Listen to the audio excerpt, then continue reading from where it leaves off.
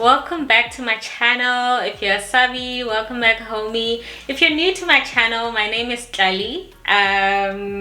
Welcome to the channel. I hope that by the end of this video you find me worthy of your subscription. I believe that I am, so please do subscribe. Guys, it's been a while since we talked about money, and because this is the first episode this year talking about money, we are switching things up a little bit. We've changed the name of this series from Payday Chat series. That's what we used to call it last year. Let it be last year things. This year we're going with money chats, just simple as that, less syllables, you know. So today we are talking about 5 things that I think you can implement to improve your personal finance management, right? So improving your personal finance management means that we are taking a static picture of your finances as they are today, and we are looking at how we can improve them, right? It's different from improving personal finances as a whole, which includes maybe increasing your income mostly. All right, so today we're just talking about how your finances look today, how you can improve them. All right, so the first thing that you want to do, if you've been listening to me for a while, you can probably guess this. It is the good old budget. You have to draw up a budget. You cannot run away from a budget, guys. If you're one of those people who say that you know in your head how much money you have and what you're spending on and whatever, there are 2 things I can tell you. Either you are a 0.01% of the people that exist on this earth that are supernatural beings, or you're just lying to yourself. The likelihood is that you're lying to yourself. You have to draw up a budget. So a budget gives you a clear picture of how your finances look. They give you a clear picture of how much your income is and what your expenses are and where you can make changes. It's pretty much, it brings you to a place of honesty, and it forces you to live within your means. If you see it there and you're seeing after you subtract your expenses from your income and you see negatives, you should be asking yourself, what's happening? You have to change that, right? So it forces you to live within your means. Living within your means should be everybody's financial goal. If it's not, I'm forcing it on you today. It's your goal. And if you want to achieve that, you're going to have to draw up a budget. Right? So that's number 1. Number 2 is to pay yourself first, practically. Right? So you want to do this practically. What this means is literally pay yourself first. On your payday, or whenever you receive your income, what you want to do before you think about that luxury bag you want to get, luxury perfume, best restaurant, whatever, think about this. Why should those people get your money first before you, who put in the hours to earn it?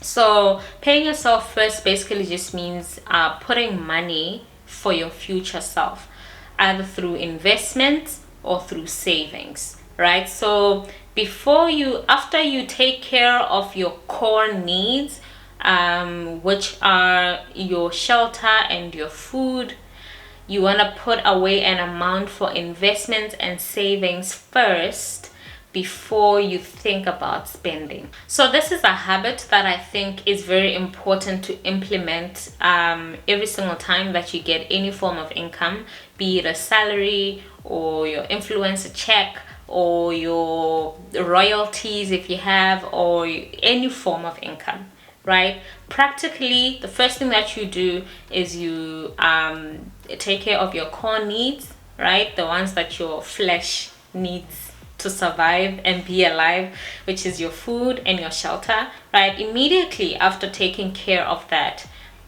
put away money for investments and your savings before you think about spending. So if you do that habitually, every time you get an income, you'll find that your mind will catch on, and it will become easier and easier and easier to put in these practices that help you over time, and you will develop the discipline to be a saver and investor over being a spender, right? So if you want to improve the way that you manage your finances, practically pay yourself first. Move money to your savings accounts or investment accounts first before you move them to your spending account if you have one, or if you just use your main account as your spending account, right? So that's what you want to do.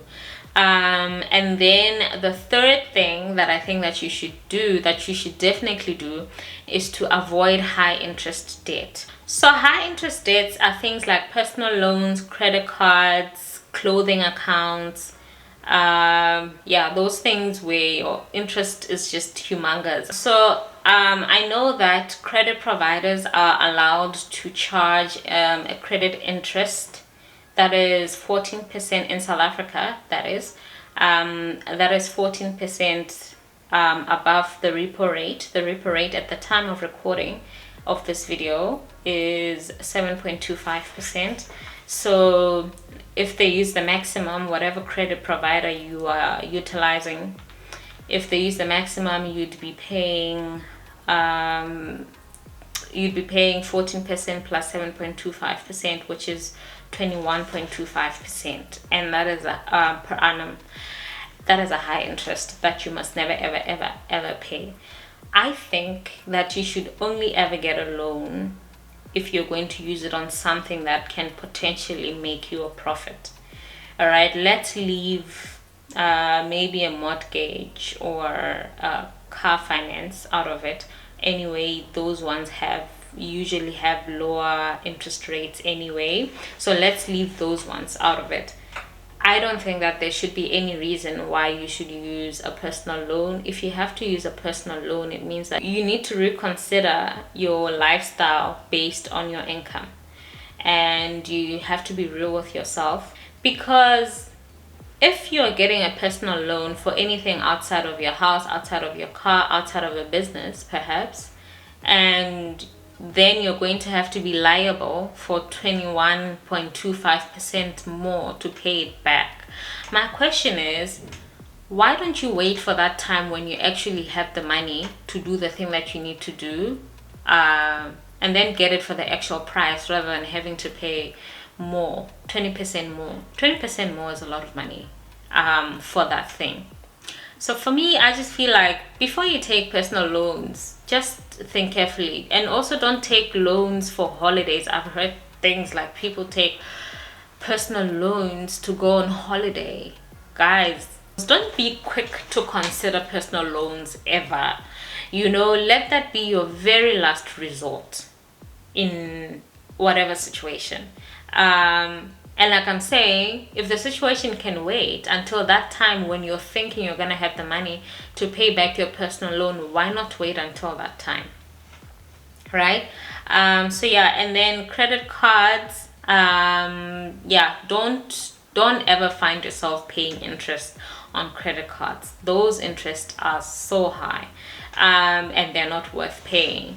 So with credit cards, I've done a whole video talking about credit cards and how you can make them work to your advantage. If you haven't watched that video, please go watch it. I'll try and tag it here so that you see how you can manage a credit card so that it works for you.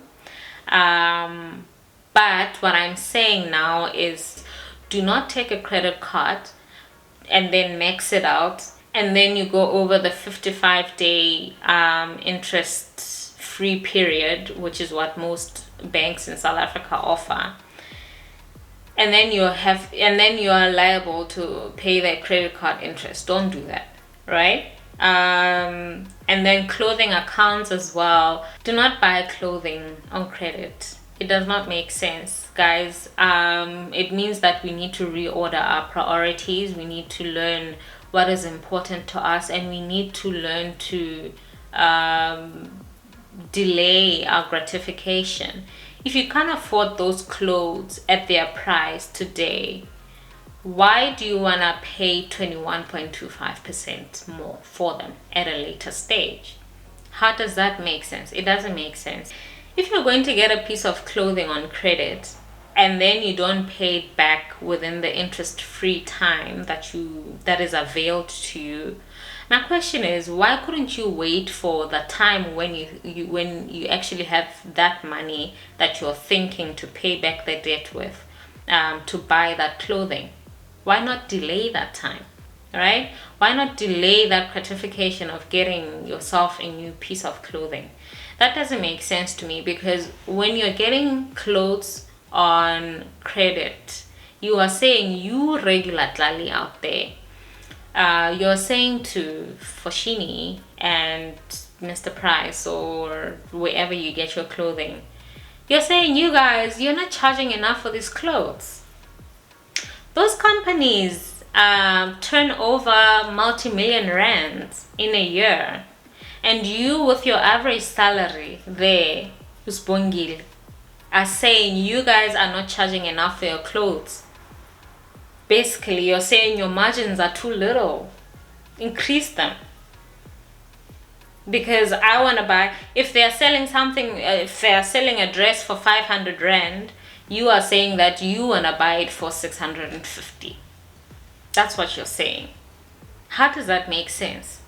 I think if I put it like that, it can be clearer to you just how crazy it is to buy clothes on credit and then not pay them within the interest-free period that is available to you. It doesn't make sense.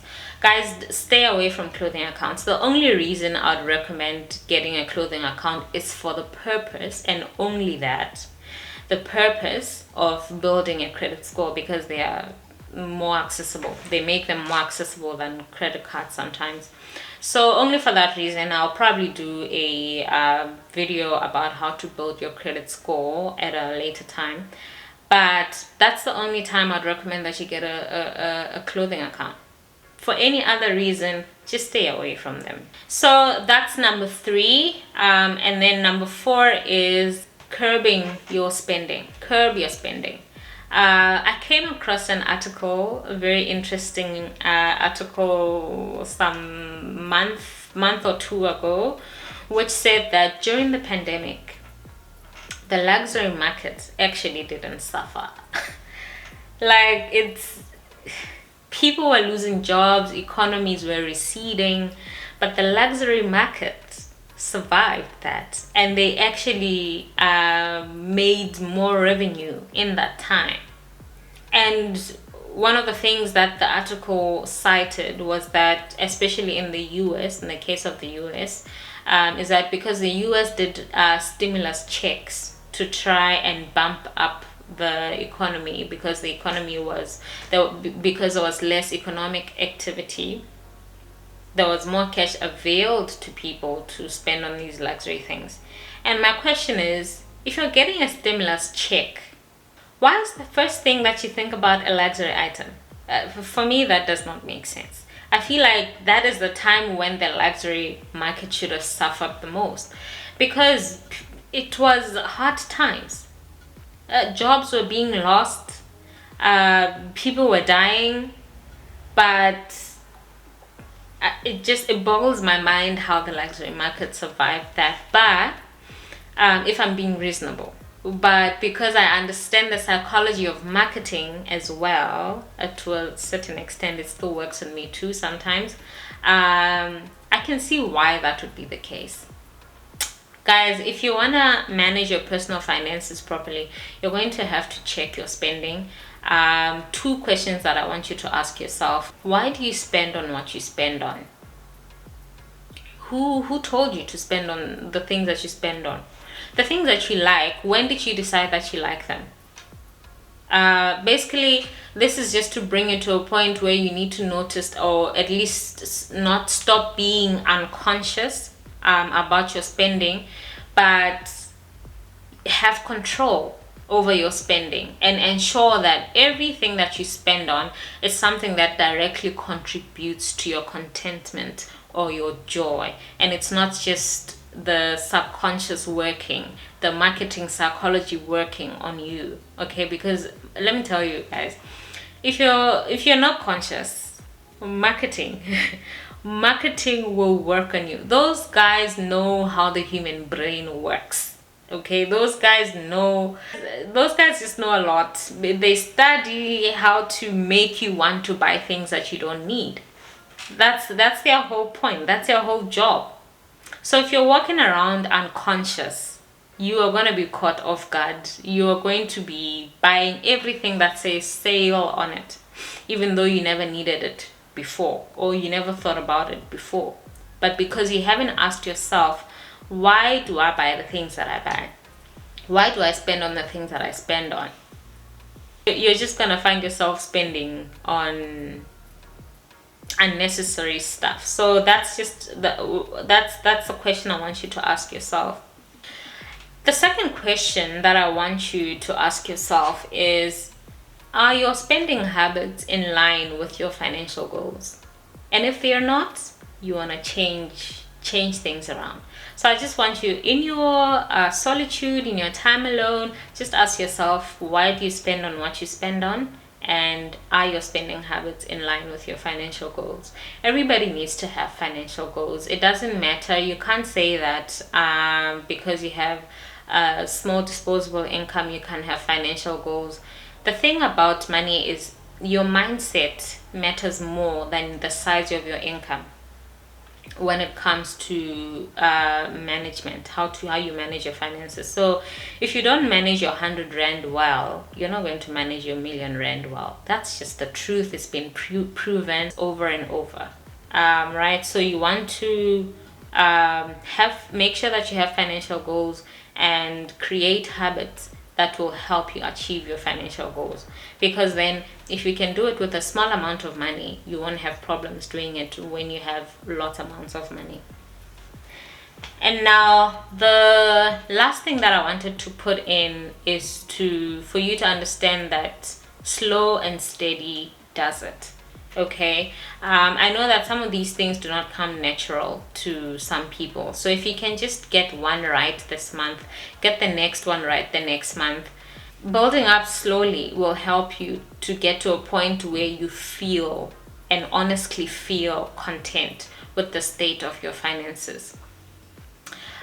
For me personally, I came across this couple. It's an American couple. I think I started watching these guys from 2020. Their YouTube channel is called Our Rich Journey. What inspires me a lot about those guys is where they started and where they are today. So if you guys can go to their channel, go dig up to videos from 3 or 4 years ago. And just learn their journey. So they're basically people who started, they were civil servants in the US, and they just invested in index funds so that they could retire financially independent by the age of 40, and they actually achieved that. And it's amazing. It's easy when I say it, but if you really think about it, you're seeing people who had a goal. Maybe they were 30 years old when they decided on this, and then they were like, by the age of 40, we need to I say FIRE because that's what they always say, which stands for financial independence, retire early. But anyway, yes. What I found striking about these guys is that they committed to their goal for 10 years. 10 years of commitment to your financial goals. And when they started, they were just civil servants on civil servant salary, and didn't have the millions that they have today. Today they are millionaires. They are millionaires living a millionaire life. So go dig up on their story 3 years, 4 years back. So I think that this is a perfect case study of how slow and steady does it, and how building your discipline and habits over time can lead to financial freedom, if that's your goal. If it's not your goal, you have other goals, they can lead you to being content with your finances. Finances form a huge part of our lives. We spend 8 hours a day working for our bread, working for our employers, even if we're self-employed, and even worse if we're self-employed, because then you even work more hours to create your money. So we can't deny that they are important, that we need money to buy our food, to cater for our shelter and things like that. So they're still important.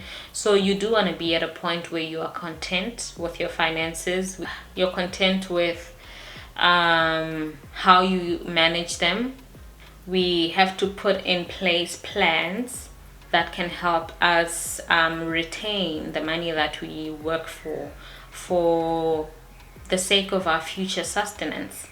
Right, so yeah guys, that is it. Let me know what you think. Please comment down below, please leave a like, please leave a comment, and most importantly, please subscribe. I'm asking nicely. Guys, I'll see you next time in the next chat.